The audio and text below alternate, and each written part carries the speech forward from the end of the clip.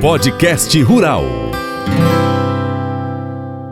No seu podcast rural de hoje, a prosa é com o professor engenheiro agrônomo Fabrício Andrade. Bom dia, Fabrício, bem-vindo. Bom dia, vamos junto. Chique no último? Graças a Deus. Sentindo muito frio? Só um pouquinho só, né? Mas nós vamos ficar bom daqui a pouco esquenta. Tá certo. Fabrício Andrade, hoje nós vamos falar do uso racional de fertilizantes. E aí eu te pergunto, por quê? Então, nós vamos falar de agronomia, né? Claro. Agronomia é produção de alimentos, agronomia é combustível, etanol, agronomia é fibra. Então, agronomia é coisa séria. E o que nós vamos falar aqui a gente prova. Nós vamos falar sobre uso racional de fertilizantes. Por quê? Porque daqui a alguns anos o fertilizante está cada vez mais escasso, está mais difícil encontrar, você sabe disso. Tem até uma caneca aí que está escrita aí meio ambiente na sua frente, então está cada dia mais difícil encontrar fertilizante e por isso, esse é o motivo principal da gente ter que racionalizar o uso do fertilizante para poder economizar, é claro, e para ter mais eficiência na produção das culturas. E a questão da racionalização é usá-lo de forma racional, o próprio nome também já indica isso, não só na questão da economia de uso do produto. O produto, se ele for aplicado menos do necessário, ele vai dar prejuízo. Se for acima, também vai dar um outro tipo de prejuízo, porque o fertilizante ele é caro. Para começar, nós vamos entender o que é adubação. Sim. Adubação é coisa alimentar, é uma coisa básica. É você oferecer para a planta aquilo que o solo não tem. Então a planta, ela vai pedir para você alguma coisa. Ela vai falar assim, eu quero tantos quilos de fósforo para que eu possa produzir tantas sacas por hectare. Uhum. Ela vai falar para você que o solo, que ela precisa de 100 quilos de fósforo. Ela vai te falar, vai avisar, só que o solo só tem 40. Então eu tenho que pôr 60. Uhum. Então isso é adubação. É coisa básica, é coisa alimentar, que às vezes nós ignoramos e às vezes nós não entendemos. Então nós temos que entender esse processo para que a gente possa usar o fertilizante da forma mais racional possível, gastando menos dinheiro e produzindo mais. Fabrício, princípios da adubação. Vamos começar por esse tópico. Os princípios da adubação. Na adubação das culturas, principalmente as grandes culturas aqui da região nossa, que são soja, milho, feijão, arroz, sorgo, está chegando para cá também agora o trigo. Uhum. O melhoramento genético proporcionou a produção do trigo nas regiões mais quentes, como as regiões de Minas Gerais, aqui do Noroeste de Minas. Nós utilizamos basicamente o adubo NPK. O que é o adubo NPK? O adubo NPK é um adubo que tem nitrogênio, fósforo e potássio. O N de nitrogênio, o P de fósforo e o K de potássio. Então nós vamos colocar o NPK toda vez que nós vamos plantar alguma cultura. Geralmente nós colocamos uma parte de 5% de nitrogênio no NPK, por volta de 25% a 30% de fósforo e por volta de 15% de potássio. A maioria das formas de adubo é assim que funciona.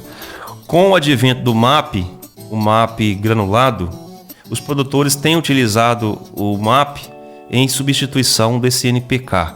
Por que está substituindo o NPK pelo MAP?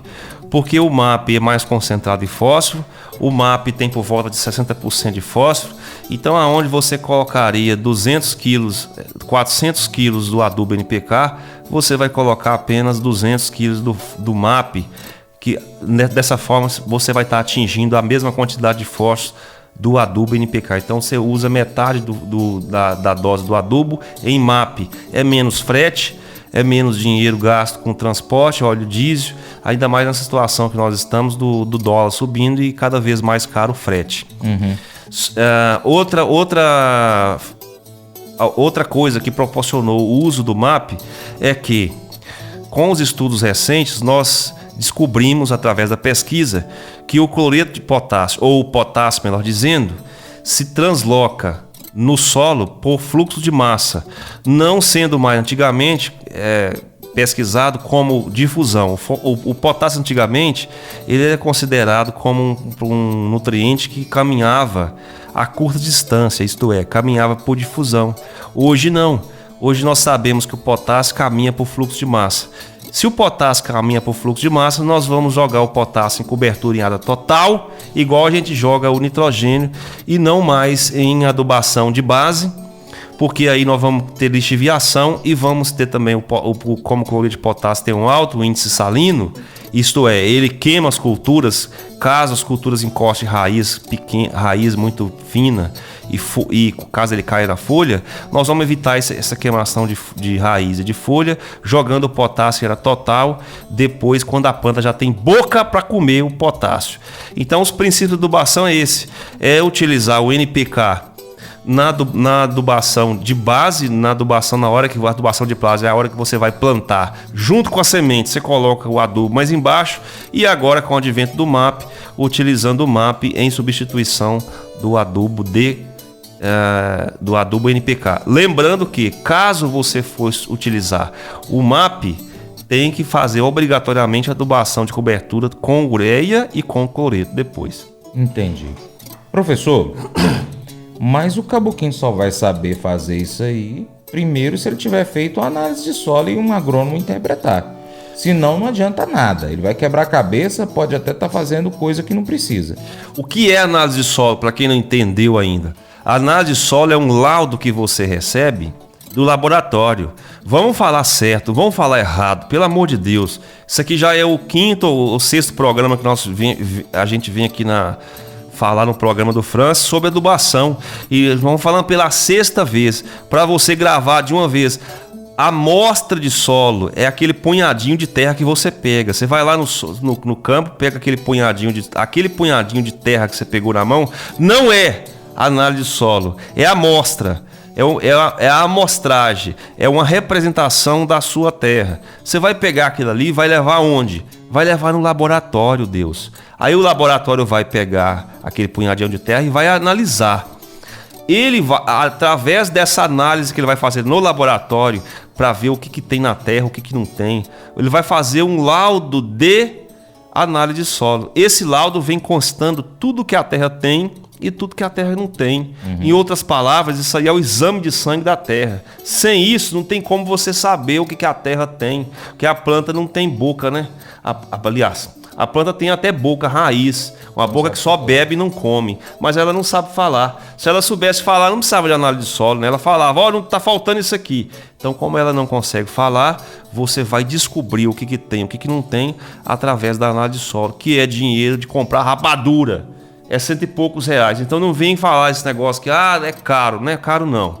Caro é você fazer as coisas erradas, comprar adubo caro com $1 de R$6, igual tá na praça hoje, e jogar de forma irracional. Irracional. Tem a letra I na frente. Pois é. Professor, o produtor rural, então, que fez a análise de solo, pegou esse resultado, o laudo, então, entregou na mão de um agrônomo, o agrônomo avaliou, fez toda aquela avaliação lá da propriedade dele, percebeu, falou, olha, o seu solo está até bom de fertilidade, tem o trabalho que você fez no ano passado ainda refletiu positivamente, você deixou uma palhada boa, tá bacana. E aí, o que esse produtor rural normalmente precisa fazer? Com o solo que a gente tem aqui na nossa região, o Cerrado como um todo, o Noroeste de Minas, Alto Paraíba, é quase tudo igual o solo, é uma diferença pequena de um para o outro. Nossa, você já falou tudo, hein?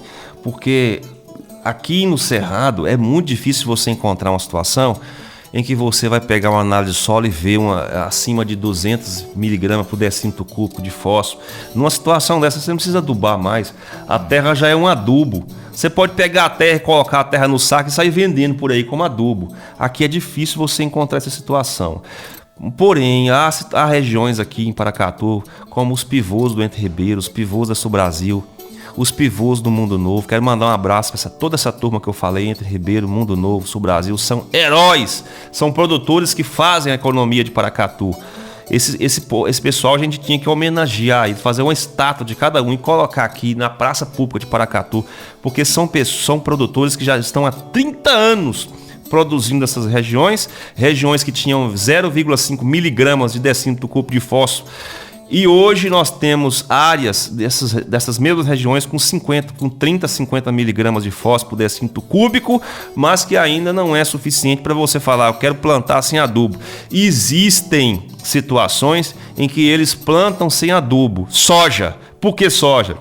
Porque soja é uma cultura do grupo C3. Se é uma cultura do grupo C3, cresce menos. O potencial produtivo é diferente de uma gramínea como o milho, por exemplo, que é C4. Milho não tem como plantar sem adubo. Soja, há situações de pivôs e áreas dessas 3 regiões que eu falei, desses produtores, que eles arriscam plantar sem adubo e dá certo. 1 safra, 2 safras, mas, porém, 3, 4 safras para frente não pode, senão desgasta muito a terra, você vai desgastar o solo e aí você acaba empobrecendo novamente o solo. Então a adubação, como eu disse, é uma coisa elementar, você sempre vai extrair do solo os nutrientes através das culturas e vai ter que repor depois aquilo que a cultura pegou. Fabrício, a gente já falou diversas vezes aqui sobre os macro e micronutrientes, mas é bom a gente estar relembrando por que tem essa nomenclatura para os nutrientes necessários para as plantas que estão ali no solo ou que necessitam ser inseridos ao solo. Vamos prestar atenção nessa nomenclatura porque ela confunde.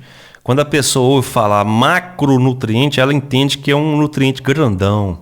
E quando ela ouve falar que é um micronutriente, ela entende que é pequenininho. Não é. O macronutriente são nutrientes que são utilizados em maiores quantidades pelas plantas. Por isso são chamados de macro, porque eles são usados em grandes quantidades. E os micro é o contrário. Os micros, eles são utilizados em menores quantidades pelas plantas. Todos são do mesmo tamanho. Não tem nenhum maior do que o outro. É porque um é utilizado em maior quantidade e o outro é utilizado em menor quantidade. Quais são aqueles que são utilizados em maiores quantidades, chamados de macronutrientes? Nós temos os 3 que ficam lá em cima, que é o NPK, nitrogênio, fósforo e potássio. Nós temos os outros 3 que ficam cá embaixo, que é o cálcio, magnésio e enxofre. Por que o cálcio, magnésio e enxofre ficam aqui embaixo? Porque eles têm menos importância do que os outros que ficam lá em cima, nitrogênio, fósforo, potássio? Não. É porque quando nós fazemos calagem de gessagem, nós já atendemos a demanda das plantas através do calcário, vai cálcio e magnésio, através do enxofre, através do gesso agrícola, vai o enxofre. Então não precisa colocar esses nutrientes na base. Eles já foram colocados quando nós fizemos a correção do solo. O ato de corrigir o solo com calcário fornece além da correção do solo. O que é correção do solo? Só para relembrar, correção do solo é você elevar o pH que estava baixo de 4,5 para 6,5 e você neutralizar um nutriente tóxico para as plantas chamado alumínio. Isso é correção, isso é corrigir o solo. Depois além de corrigir o solo, o calcário ainda tem o poder de elevar cálcio e magnésio, ou seja, fornecer cálcio e magnésio para o solo, que é o que nós chamamos de aumentar a saturação de bases. E também ele aumenta a CTC efetiva, que é a quantidade de cargas positivas no solo, que é cálcio e magnésio. E também o potássio, mas aí o calcário já não leva potássio. Então, o calcário é um santo remédio que já faz esse trabalho de fornecer de fornecer 2 macronutrientes. O gesso agrícola, muito utilizado agora na região nossa, fornece também o enxofre. Então esquece cálcio, magnésio e enxofre, porque você já fez isso. Agora é pensar no nitrogênio, no fósforo e no potássio. Esses são os 6 macronutrientes. E depois nós temos os micro. E os micro, como é que faz com os micro, hein? Os micro nós temos boro, nós temos ferro, nós temos manganês, nós temos cobalto, molibdênio, zinco. São nutrientes extremamente importantes. A recomendação é que se faça, de preferência, a adubação foliar. Por que adubação foliar? Porque a maioria dos micronutrientes nós não encontramos com facilidade para fornecer via solo, a não ser que você peça para colocar o FTE-BR12. FTE-BR12 é um complexo de micronutrientes antigo, que já há muitos anos no mercado. Você pode misturar ele no adubo. Caso o adubo que você compra seja desprovido de FTE, desprovido de zinco, desprovido de boro, a recomendação é que você faça adubação foliar. A adubação foliar com micronutrientes funciona bem. E funciona bem por quê? Funciona bem porque as doses de micronutrientes que a planta exige são menores, são pequenas. Por isso que são chamados de micro. Você pode atender com aplicação só. O que não acontece com macronutrientes. Se você aplicar uma vez só macronutrientes via folha, a planta absorve, é verdade que absorve. Mas depois de uma semana ela quer mais. Então, por isso que o macronutriente nós recomendamos sempre na base, fazendo o solo. Já os micronutrientes, o produtor pode fazer ele via foliar, que vai ter bastante eficiência. Lembrando que existe um micronutriente que está tomando mais importância do que os outros colegas, que é o boro. O boro provavelmente vai se transformar num macronutriente, não pela quantidade que a planta absorve, mas pela sua importância e pelo jogo que ele faz com o cálcio. O cálcio é a camisa, o boro é o botão. Então, o boro costura o cálcio. O cálcio que faz parte da parede celular das plantas. Para a planta ficar ereta tem que ter cálcio, porque o cálcio faz parte do exoesqueleto das plantas. O esqueleto nosso dos animais é interno, é o osso. O osso é branco porque o osso é constituído maioria de cálcio, por isso que quando a gente aplica cálcio, a gente fala irrigação branca, irrigar a planta de cálcio. Sem cálcio a planta cai no chão, sem planta o capim cai, sem planta a cana cai, sem cálcio a soja cai, o milho, qualquer vento derruba o milho, porque o cálcio forma o esqueleto das plantas, esse esqueleto é a parede celular, e sem o boro, o cálcio não consegue formar os tijolinhos, não consegue formar a parede. Então, é como se tivéssemos os tijolos e o boro, o cálcio é os tijolos e o boro é o cimento que vai cimentar, que vai prender um cálcio no outro. Então, os dois andam juntos. Os outros, zinco, manganês, molibdênio, cobalto, por exemplo, cobalto e molibdênio são importantes para a nodulação da soja. Quando a soja vai nodular, fazer os rizóbios para poder tirar nitrogênio do ar, tem que ter esses micronutrientes. Então, olha só a importância deles, não dá para ignorar. Ô professor, você estava falando então que a aplicação dos micronutrientes, o ideal é fazer adubação foliar. Mas para que o produtor rural faça essa adubação de forma racional, é necessário ele realizar, por exemplo, a análise foliar? Nossa senhora, vou te falar, agora você falou mais tudo ainda. Então, antes de fazer a adubação com micronutriente via folha, é necessário fazer a adubação foliar. Por quê, hein? Porque a planta vai falar para você através da análise, está faltando isso, está faltando aquilo. Se está faltando isso, está faltando... Você vai colocar isso e aquilo através da análise foliar, que inclusive aqui na nossa cidade já tem laboratório que faz esse tipo de análise. O produtor está ansioso, quer aplicar correndo. Vai funcionar? Vai funcionar. Mas aí não é uso racional, né? A gente está falando aqui sobre o uso racional de fertilizante. Adubo foliar também é um fertilizante que deve ser racionalizado. Daqui a alguns anos o mundo está caminhando para uma situação em que nós vamos ter escassez de nutrientes. Portanto, nós devemos fazer isso de forma correta. Ô Fabrício, quem está aqui nos ouvindo é o Arion, em Arinos, e pediu para você falar, mas não vai ser no dia de hoje, sobre plantação de mandioca e de laranja. Mandioca e laranja. Legal. Podemos fazer um programa sobre isso, né? Mandioca é uma cultura fácil, relativamente fácil de conduzir, porque é pouco exigente, então você tem que acertar na data de plantio e acertar principalmente na variedade que ele vai plantar. Estudar sobre a variedade, aí em Bravo tem muita variedade boa para mandioca enxuta. E laranja é acertar na hora do plantio, usar muito adubo na hora do plantio e também saber utilizar a variedade correta, saber controlar cochonilha, pulgão e fumagina. É verdade. Aí já deu uma introdução boa, ó. Então vai se preparando aí, viu, Arion? Obrigado pela sua audiência. O professor Fabrício Andrade hoje aqui no nosso podcast rural está proseando conosco hoje sobre o uso racional de fertilizantes. E é importante, como você tem ouvido agora, se você ligou o seu rádio, rapaz, você já perdeu muita prosa aqui, mas não fica triste não. Ô Fabrício, vamos falar então, você falou aí dos macro e micronutrientes e as fontes desses nutrientes, então. Vamos lá. Então, qual é a fonte principal de nitrogênio? A fonte principal de nitrogênio é a ureia. Pronto.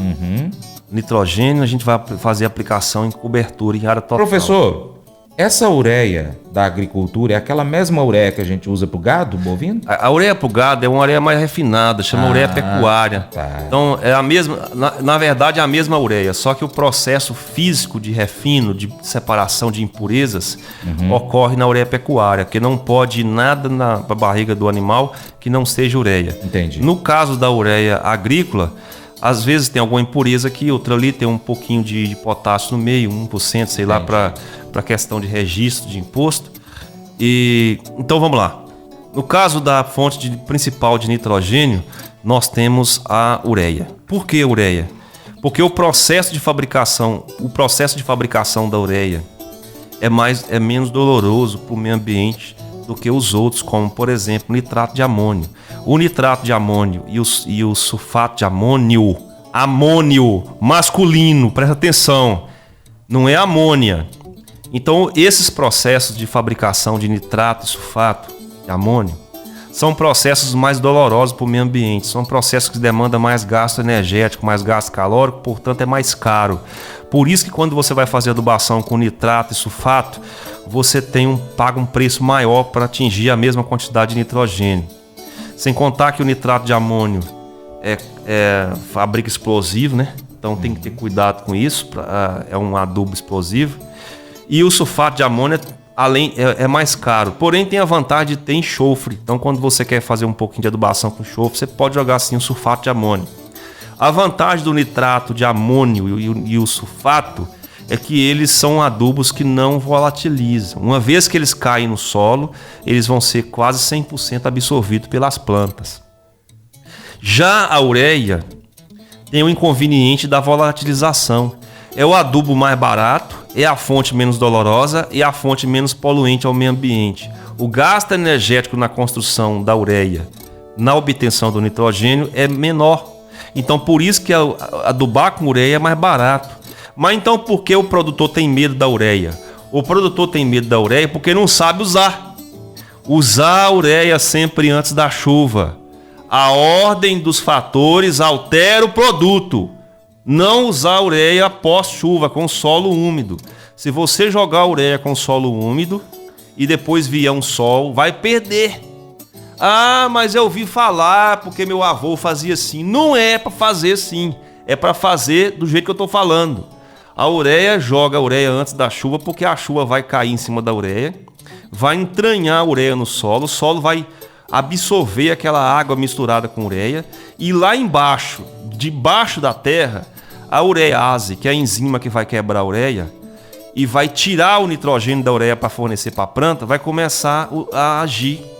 Na ação da urease, a ureia, o nitrogênio que está na ureia, primeiro vai para a forma de amônia feminino. Amônia, presta atenção, feminino, com A no final.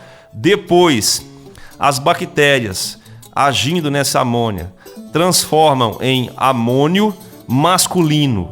Aliás, se o solo tiver um pH abaixo de 5,5, a tendência é virar amônio masculino, já ir direto. Se tiver um pH acima de 5,5, a tendência é virar amônia feminino. Se virou amônia feminino debaixo da terra, sem problema, você ganhou.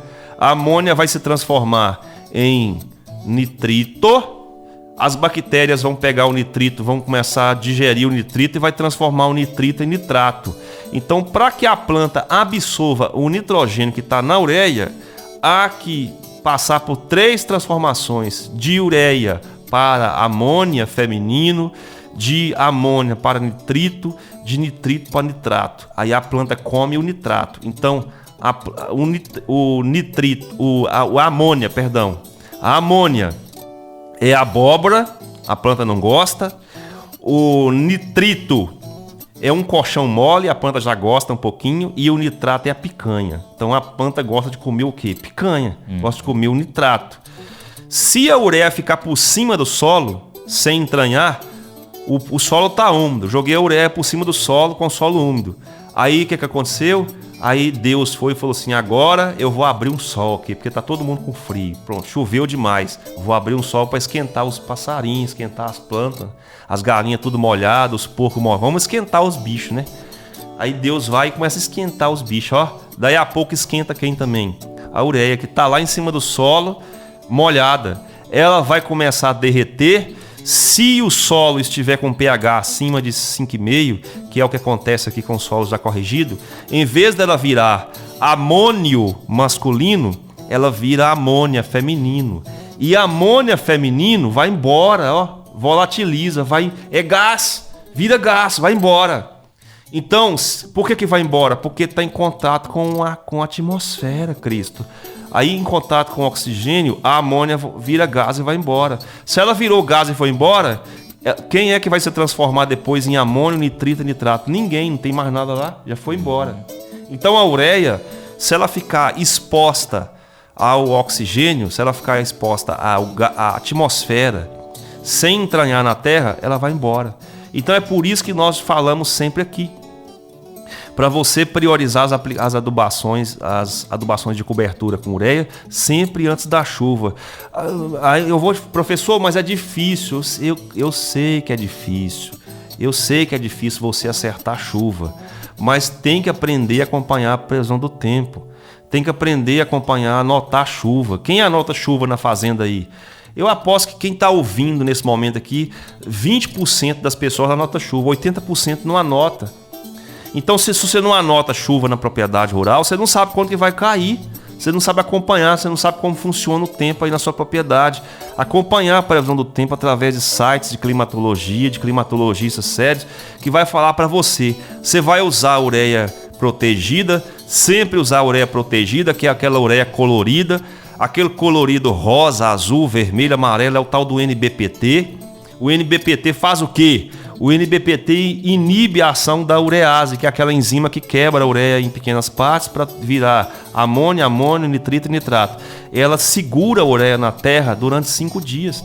Então, se vamos supor que você aplica a ureia com solo úmido e não chove. Se você aplicou a ureia protegida, você vai perder menos. Vai perder, mas vai perder menos. Então aplique sempre ureia protegida com NBPT antes da chuva, de preferência um dia antes da chuva, acompanhando a previsão do tempo, que você vai ter quase 100% de aproveitamento do nitrogênio pela ureia e vai ser muito feliz com as aplicações. Essa é a principal fonte de nitrogênio. O MAP também é uma fonte de nitrogênio, só que o MAP tem a fonte principal é fósforo, o nitrogênio vai de lambuja. Entendi. Vamos falar dos outros agora? Dos outros? Vamos falar agora, porque aí agora bem rapidinho, né? Isso. A ureia demanda mais tempo. O outro nutriente é o fósforo. Quais são as fontes de fósforo? Nós temos duas fontes principais de fósforo, que é as fontes solúveis e as fontes insolúveis. Fontes solúveis são fontes que são trabalhadas. O cara pegou lá a rocha apatita, moeu a rocha apatita, passou por um processo de flotação, onde vai precipitar o fósforo através de um processo físico e depois químico. O cara moe a rocha apatita, joga ela num caldeirão, joga óleo de cozinha lá dentro. O óleo de cozinha tira a parte que não interessa e separa só o fósforo. Esse concentrado fosfático que foi extraído desse processo físico-químico. Depois vai passar por um processo de quebra com ácido, esse vai dar origem ao super simples. Então o super simples, por isso que o super simples tem enxofre, porque o super simples é a rocha que foi queimada, bombardeada pelo ácido sulfúrico, dando origem ao super simples, que é a fonte solúvel de fósforo mais utilizada hoje nos nossos dias. É importante utilizar fontes de fósforo solúveis, porque o efeito do fósforo é na hora. Você joga no solo, a planta já começa a crescer, já começa a beber aquele fósforo. A outra fonte de fósforo solúvel é o MAP, DAP e o super triplo, que são outros processos, são processos físico-químicos, mas agora não é mais ácido sulfúrico. Agora nós já temos a utilização por exemplo, de ácido fosfórico, que dá origem a esses adubos.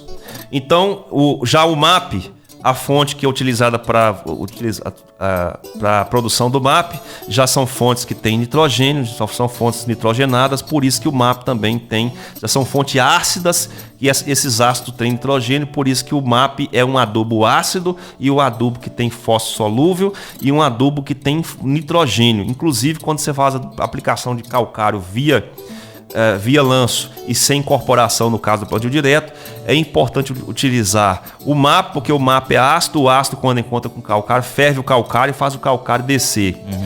E também nós temos as fontes de fósforos insolúveis, que é a rocha moída, pedra, magma de vulcão. O vulcão explodiu, aí saiu a lava, essa lava durante milhões de anos virou a pedra, virou rocha. Ali tem o quê? Ali tem fósforo. Então, esse fósforo é moído. Se ele for moído bem fininho e tiver algum processo químico bem de leve, ele vai virar o fosfato natural reativo, que nós recomendamos. São fontes insolúveis, porém tem uma reação pouca. O que nós pedimos cuidado para o produtor utilizar é sempre na utilização dos fosfatos naturais, que é apenas o fosfato que passou por um processo físico. Como assim? Processo físico. Pegou a rocha, pegou a pedra que tem fósforo, moeu ela e jogou na terra. Esse processo é doloroso, é demorado. A planta vai custar absorver esse fósforo, vai demorar anos, 10, 15, 20 anos, para que a planta absorva, porque é pedra. E mineral já tem no solo, né? Quando você pega aquele gráfico que mostra, que separa as quantidades de matéria orgânica, mineral, oxigênio e água que tem no solo, o solo tem 45% de mineral. Então já tem pedra lá. Você vai jogar mais ainda? Então vamos jogar fontes de fósforos solúveis, ou pelo menos os fosfatos naturais reativos, para que você tenha mais eficiência no uso desses nutrientes. Já a fonte principal de potássio, imbatível, esqueça o resto, chama-se cloreto de potássio. Não tem outra fonte melhor e mais barata, menos dolorosa para o meio ambiente do que o cloreto de potássio. É verdade que o cloreto de potássio tem um índice salino alto? É verdade. O que é índice salino? Índice salino é o índice que mede a quantidade de poder que um adubo tem de queimar a planta por sal. Se você pegar um adubo, jogar por cima de uma folha molhada, se for um adubo muito salgado, que o índice salino dele é alto, vai queimar a planta queima. Por isso, joga ureia com a folha molhada, a ureia dá uma queimada na folha, você já ouviu falar, né? Então, o cloreto de potássio tem um índice salino alto. Por isso que nós, hoje, produtor planta muito com MAP. Primeiro porque o potássio lixivia muito, caminha por fluxo de massa, caminha longas distâncias e caminha rápido. Então lixivia muito. Então você evita esses dois problemas. As fontes de cálcio e magnésio é o calcário, imbatível calcário. Utilizar sempre calcário com PRNT alto. O que é PRNT?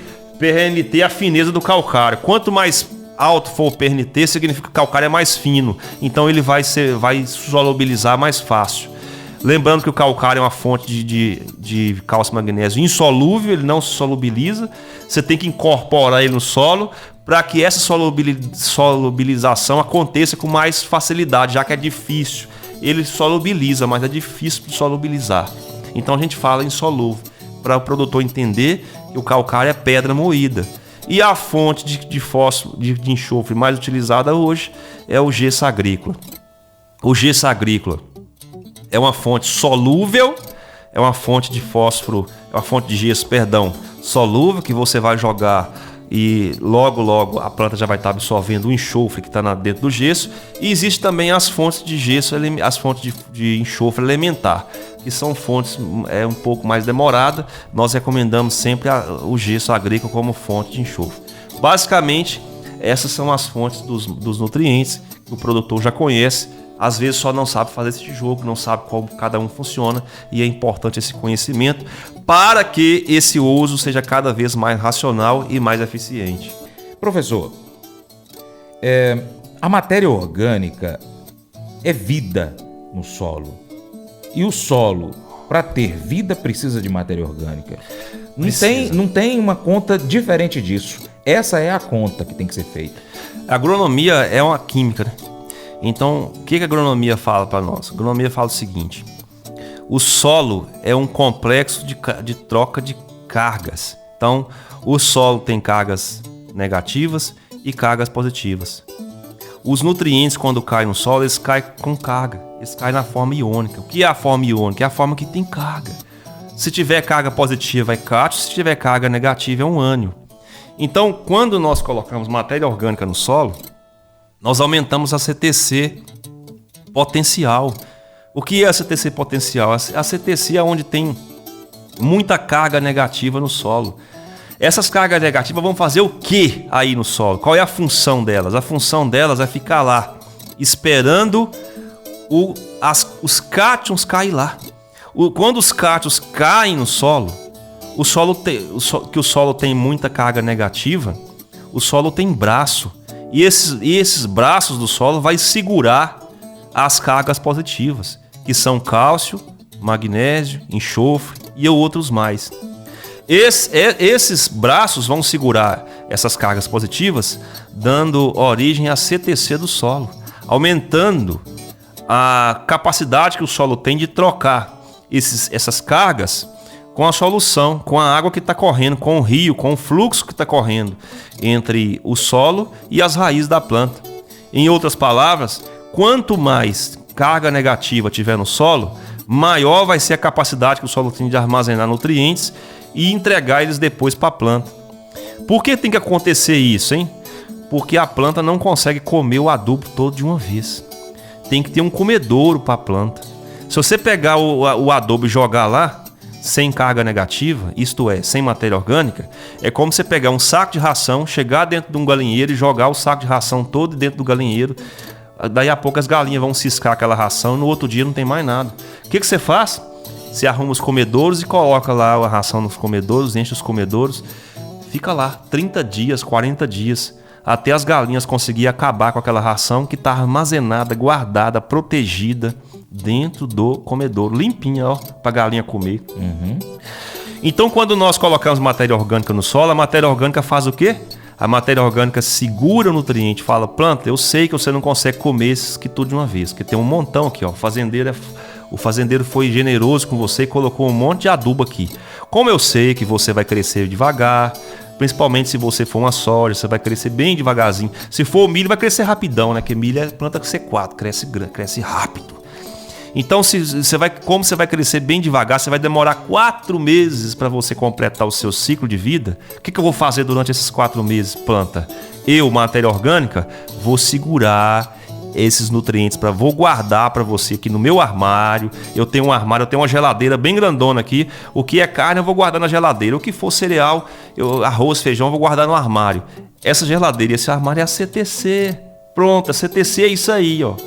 Aí, à medida que você for precisando, você vai me pedindo, tá? E eu vou te entregando. Então a planta vai: matéria orgânica, me dá um pouquinho disso aqui hoje. Me dá um pouquinho de macarrão. Não, tô com vontade de comer doce, me dá um docinho aí. E a matéria orgânica vai iscando um pouquinho aqui, um pouco. Todo dia ela vai iscando um pouquinho para a planta e a planta vai absorver.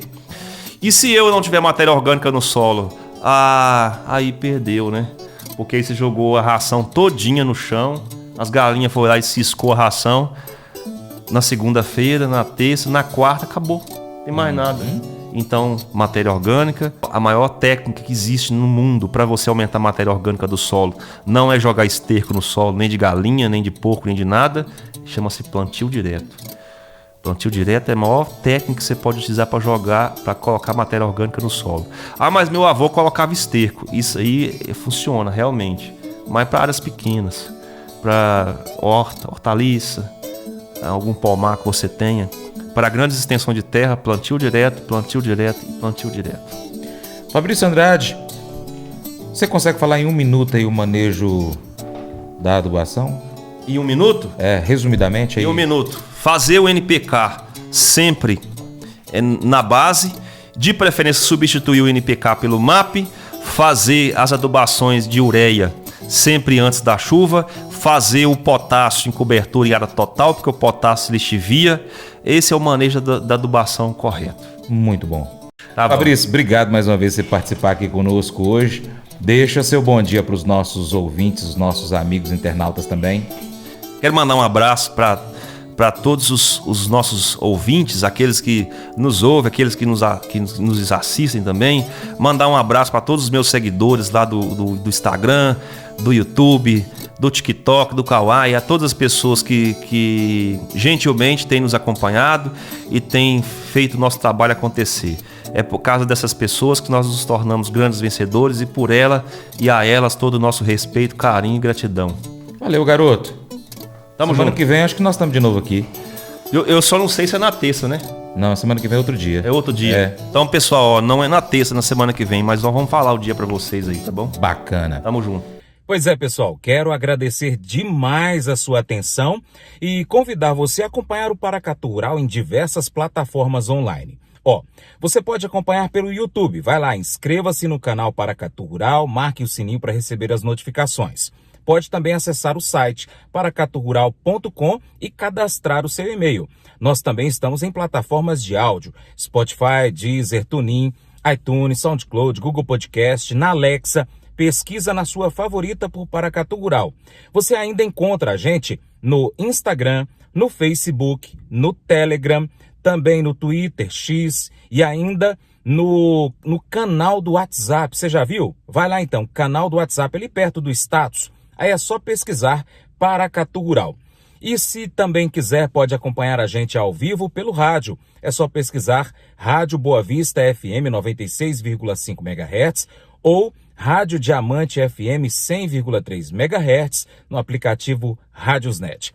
Vou ficar esperando você, hein? Entre em contato conosco aí pelo WhatsApp também. Vai lá no nosso site, em qualquer uma das nossas plataformas digitais, pega o nosso contato e entre em contato com a gente. Vou ficar esperando você, hein? Valeu!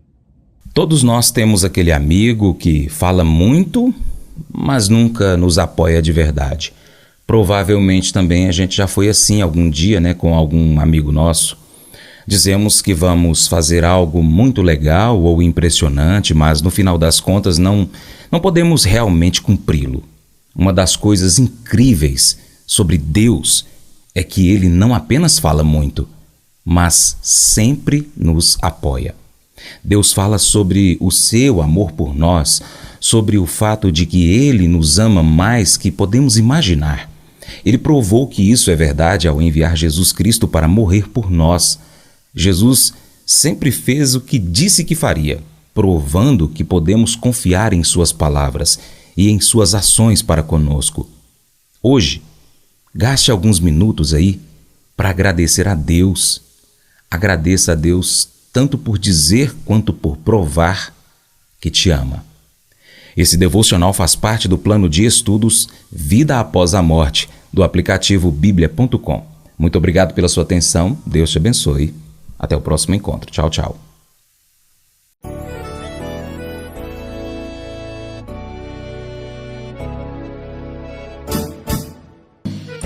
Acordo de manhã para prosear no mundo do campo, as notícias escutar. Vem com a gente em toda a região com o seu programa Paracatu Rural. Tem notícias, informação e o mais importante, sua participação. Programa Paracatu Rural. Programa Paracatu Rural.